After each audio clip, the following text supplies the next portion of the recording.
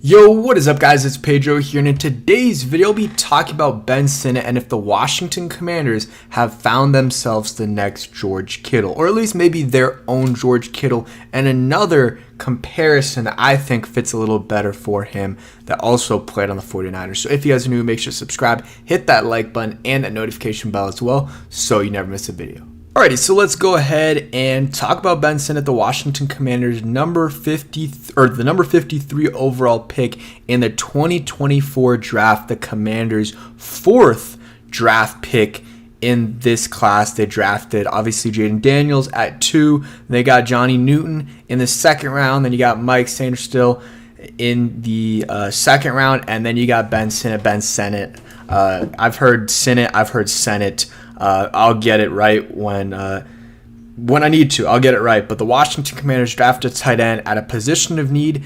And, hey, Adam Peters was there when they drafted George Kittle. Could this be their own George Kittle? Maybe. There's another player, again, I talked about it in intro, that I think fits a little bit better of the comparison. But I think this is a good, I'm going to trust Adam Peters on this one. I really do like what I've seen from Ben so far, or at least what I've read about him and some of the highlights I've watched. Does not go down easily. Again, very hard to get him down. He's more agile than you would think, and he is an athletic just monster. If you look at his numbers, outstanding. Let's look at his RAS score, 9.73, 33rd out of 1,200 tight ends from 1987 to 2024, and obviously the tight ends have been more athletic recently, so but still 33 is still insane from 1987 to 2024.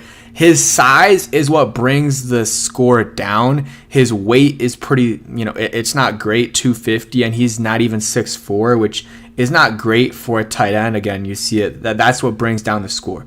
Everything else though is very, very good. Hand size is good, 9.5. Or I guess, I don't know if this contributes to the score, but vertical leap 40 inches is absolutely insane for a tight end. 40 inches. There's not many receivers in the league that have a 40-inch vertical. I don't know off the top of my head, but I'm thinking let's say starting receivers in this league, maybe 10, 15 guys have a 40-inch vertical. That is, it really doesn't get much better than that. He might have the highest out of any tight end. And then broad jump, 9.72 is what his composite score was. I guess 10 feet-ish was what he got. 40-yard dash, 4.68, which is good. It's not amazing, but it's a solid time. There's some receivers that are getting you in that range, not great receivers, but there's some like Antonio Brown and Keenan Allen that ran slow, but for the most part, the good receivers are running 4.4, but 4.68 is still good. And then the 20-yard, 10-yard split were good. The 3-cone, absolutely amazing, 6.82, and the shuttle was good as well. Just off the charts. And here's another kind of chart looking at it. His height and weight are what really brings his measurables down, I guess. But the 20-yard shuttle, 3-cone drill, broad jump, vertical jump are all very, very good. And the 40-yard dash is still good. 10-yard split is good as well. And this stuff is what brings him down. But everything he can control, he has got it close to maxed out. And the other stuff, I don't think it's a huge deal that, his hands might be a little bit smaller. His wingspan might be a little bit smaller because, I think he's shown in college that he's able to do a lot of this stuff at the highest level. Let's go over some notes on him and then, some other information as well. And one thing that I realized, I think someone putting out, Bleeding Burgundy and Gold, or someone else put it out there, stunna, that Ben Sinnot and Luke McCaffrey, they both were the main guys in college on their team, so a lot of the attention was on them, and obviously they're gonna get more attempts and targets as well. But still, when you got all the attention on you, that is not great, and you're forced to be that guy. And at the next level, obviously there's gonna be better people going up against you, but you're not going to be getting the number one guys on you, which is good. So versatility, this is what Nick Ackridge says from PFF, who's a Commanders guy, does a lot of Commanders content. Versatility, line up in the backfield, inline tight end, and in the slot. Super athletic, quick, and surprisingly twitchy for his size. Good effort as a blocker. The consistency isn't there, and that's what the coaching's there for. So the comparison that Nick had for him is Kyle Juszczyk in terms of how he could possibly use, and I would say like a more athletic Kyle Juszczyk.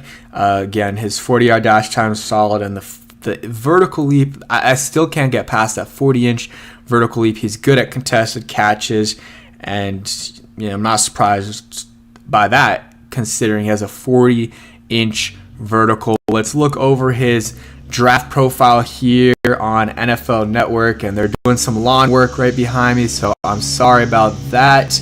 But you look at his stats right here, you see everything there. We went over that. He was projected to go rounds 3 to 4, so maybe we reached a little bit, but I'm trusting Adam Peters on this one. So was a walk-on, which you love to see a walk-on and ending up making the team, even though he had an offer at South Dakota. Played in 12 games, 2 starts. His 2021 had a couple, a little injury. 2022 is a solid year. 14 games, 31 catches, 447 yards, and 4 touchdowns. Got that scholarship, good for him. And then 2023, third team Associated Press All-American, first team All Big 12 Conference, listed as fullback because of blocking ability. Led the team with 676 receiving yards, 49 receptions, 6 receiving touchdowns. Started 12 games, also a good blocker as well. And just the versatility, he can do a lot of different things. We'll go and read his overview. Athletic F tight end with the ability to add value in the passing game and handle some blocking duties in space. Former walk-on, added 40 pounds to his frame without losing speed or agility. So maybe he can add some more without losing speed or agility. He's an adequate route runner with the quickness to compete against man covered in all 3 levels and to get additional yards after the catch. We talked about that. His yak ability is insane. He's quick, but he's also stronger than you would think for his size or his weight, like 250, 6'4". Like, again, a lot of the other tight ends are usually like 6'6", 260, 270. He's able to break through much tackles. He also can do some hurdles and stuff. He lacks NFL physicality to hold up on blocking duties near the line. He needs to prove he can play with quicker, stronger hands as a pass catcher. Sinnot is a day 3 talent, but his NFL journey could be determined by whether he can get just a little bit better in all phases. So he's a little bit lower on Sinnot than where he got drafted, but hey, it is what it is. I think he has some good potential. I don't want to get too ahead of myself. I know the title says George Kittle, just trying to get some eyes on the video, but it does matter a little bit because Adam Peters was with the 49ers when they drafted George Kittle, I think a 5th round pick. They drafted Charlie Warner too, I believe in the 7th round. Not a star, but a solid player for the 49ers and a good 7th round pick. So this is a guy to keep an eye out for. He's going to be playing behind Zach Ertz. So, maybe he'll start. Maybe he could be a Sam Laporta type player in year 1. But I think he'll play behind Zach Ertz, and that's good.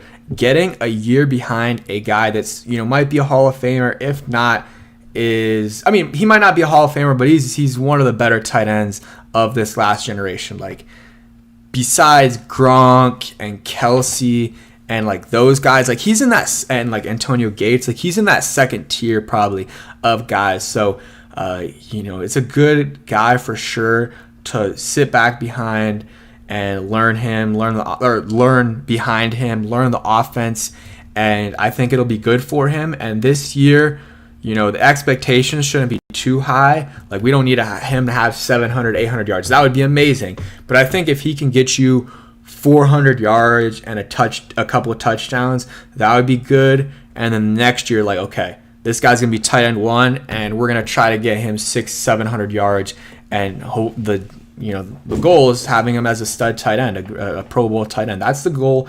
But minimum, a good starter that will be here for a while. I think that would be good as well. I'm going to trust Adam Peters on this one. Seems high on the guy and drafted him in the second round. And I think the biggest takeaways with him, he's a really athletic guy. And I know the title has George Kittle in it. I would say the biggest similarities is just the ability to get defenders off of him and keep going. George Kittle obviously does it at a different level, but you see Ben, you watch some of those highlights, and there was one highlight, there's 9 guys trying to take him down, and they still couldn't take him down. They just had to blow the play dead. So this guy is stronger than he looks. I want to see what he got in the bench press. He didn't bench, so not sure why. He did everything else, but he's a strong guy. Sure, his legs are strong too because he's able to keep going even when everyone's trying to get him down. So it's a guy I'm excited about, and let's hope he ends up being a good contributor this year for the Commanders.